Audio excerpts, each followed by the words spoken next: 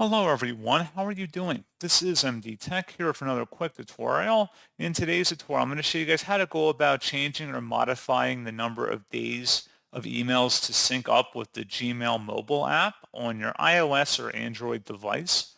So this should hopefully be a pretty straightforward process here, guys. And without further ado, let's go ahead and jump right into it. All you have to do is select the hamburger icon in the top left corner of the Gmail app.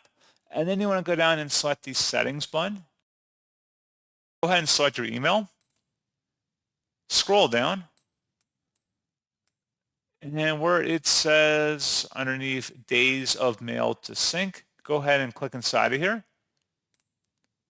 And you can adjust it by just swiping up or down, and then you would select OK to save the change. And that's all you have to do.